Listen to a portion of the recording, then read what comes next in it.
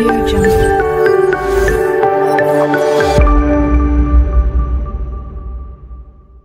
Hello students and all of my viewers, welcome to my channel Sunny Swadhayan.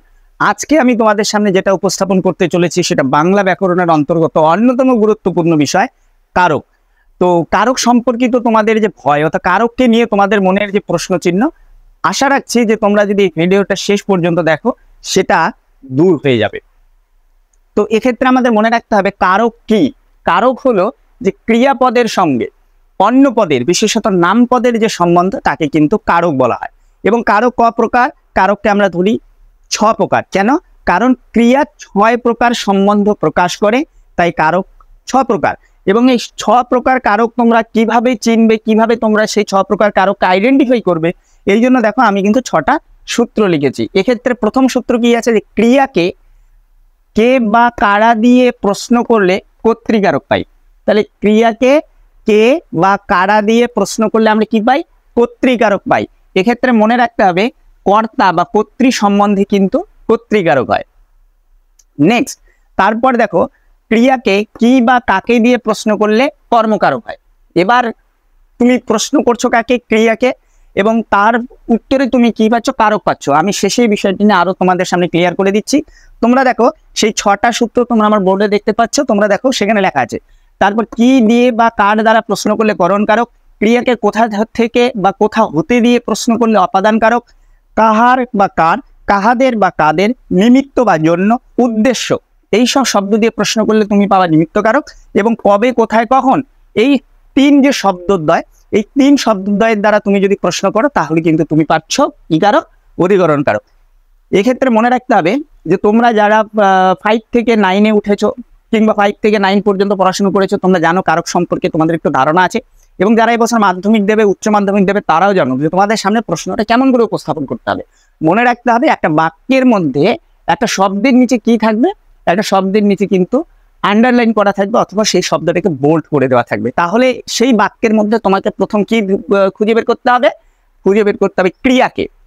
ক্রিয়া কাকে বলে? যার দ্বারা কোনো কিছু করা বোঝায়। তাহলে তুমি সেই ক্রিয়াকে প্রথমে আইডেন্টিফাই করো। আশা রাখছি তোমরা সেটা পারবে, খুবই সহজ।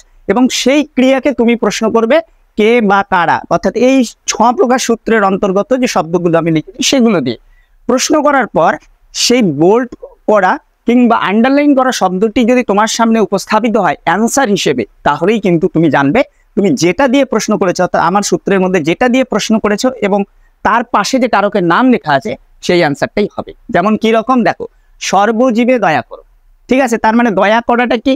ক্রিয়া। এবার কথা হচ্ছে তাহলে আমি কি দিয়ে প্রশ্ন করতে পারি? এই যে 6-এর মধ্যে যে কোনো একটা দিয়ে প্রশ্ন করতে পারি। প্রশ্ন করলেই হবে না, কিন্তু অ্যান্সার আমাকে কি বেরোতে হবে? সর্বজীবে। তাহলে আমি প্রশ্ন করতে পারি যে কাকে, অর্থাৎ কাকে দয়া করো, তাহলে কিন্তু অ্যান্সার আমাদের সামনে চলে আসছে কি? সর্বজীবে। অর্থাৎ কি বা কাকে দিয়ে যদি আমি ক্রিয়াকে প্রশ্ন করলে কি উত্তর পেলাম? সর্বজীবে। তাহলে আমার কোন কারক হবে? সুতরাং অ্যান্সারটা হয়ে যাবে কর্মকারক। নেক্সট আমি চলে আসছি, রামচন্দ্র অযোধ্যায় রাজত্ব করতেন। দেখো অযোধ্যায়ের নিচে কি আছে? আন্ডারলাইন আছে। তাহলে আমি এই যে 6টা যে সূত্র আছে তার মধ্যে যে কোনো একটা দিয়ে প্রশ্ন করছি, কিন্তু আমার অ্যান্সার কি বেরোতে হবে? অযোধ্যায়। তাহলে আমি দেখছি কোথায়, কেননা আমি জানি রাজত্ব করতেন। তাহলে আমি যদি প্রশ্ন করি কোথায় রাজত্ব করতেন, তাহলে কিন্তু আমরা পাচ্ছি অযোধ্যায়। সুতরাং দেখো কোথায় দিয়ে প্রশ্ন করলে কি হবে? অ্যান্সার মিলে গেলে তাহলে হয়ে যাবে অধিকরণ। তাহলে এটা কোন কারক? এটা হচ্ছে অধিকরণ কারক। নেক্সট, বাঁশের চেয়ে কঞ্চি দর। আচ্ছা, চেয়ে মানে আমরা তো জানি চেয়ে মানে হতে বা থেকে, তাহলে কি হচ্ছে? হতে। তাহলে হতে দিয়ে কোশ্চেন করলে বাঁশের চেয়ে কঞ্চি দর, তাহলে হতে দিয়ে প্রশ্ন হলে কি হচ্ছে? কঞ্চি দর, অর্থাৎ কার থেকে কঞ্চি দর। ঠিক আছে, চেয়ে আছে, চেয়ের নিচে দাগ আছে, তাহলে হতে। তাহলে নেক্সটে আমার কি হয়ে যাচ্ছে? এটা অপাদান কারক। এটা একটুখানি ব্যতিক্রম আছে, তোমরা বুঝতে পারছো, কেননা চেয়ের নিচে দাগ আছে। নেক্সট কি হলো? বেলা যে পড়ে এলো জলকে চল। তো আমরা জানি যে বাংলা ভাষার উপভাষার মধ্যে অন্যতম একটা এই শব্দটি, তোমরা জানো এই বাক্যটি যে বেলা যে পড়ে এলো জলকে তল, অর্থাৎ বোঝা যাচ্ছে বেলা গড়িয়ে এলো, জল আনতে চল। তাহলে এখানে জলকে আছে, তাহলে এই শব্দটাকে ভাঙলে আমরা আমাদের রাঢ়ী ভাষায় কি পাচ্ছি? যে জলকে, অর্থাৎ জল আনতে বা জল আনার উদ্দেশ্যে, তাই তো? জল আনার উদ্দেশ্যে। এবার দেখো তো উদ্দেশ্য হতে কোন কারক হয়? উদ্দেশ্য হতে কিন্তু নিমিত্ত কারক হয়। সুতরাং এটা কি হয়ে যাচ্ছে? এটা হয়ে যাচ্ছে নিমিত্ত কারক।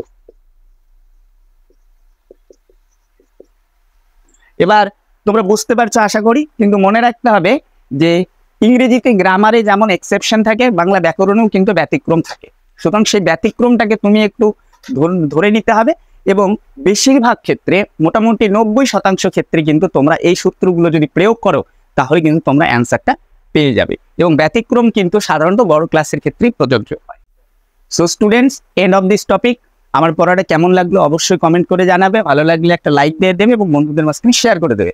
আর চ্যানেলটা সাবস্ক্রাইব করতে ভুলবে না, এবং তোমরা যারা ফেসবুক পেজ থেকে দেখছো অবশ্যই পেজটিকে ফলো করে দেবে, কেননা তোমাদের একটা লাইক কমেন্ট ফলো আমাকে আরো মোটিভেট করবে এই ধরনের সহায়তামূলক ভিডিও উপস্থাপন করতে। আর অবশ্যই আর একটা কথা না বললেই নয়, তোমরা যারা এবছর মাধ্যমিক পরীক্ষা দিতে যাচ্ছ বা মাধ্যমিক দেবে, তোমাদের সুবিধার্থে আমি খুব তাড়াতাড়ি আমার ইউটিউব চ্যানেল এবং ফেসবুক পেজে আমি প্রবন্ধ রচনা বিষয়েও কিছু কমন আমি তোমাদের সামনে নিয়ে আসবো, তাই তোমরা চ্যানেলটির সাথে যুক্ত থাকো।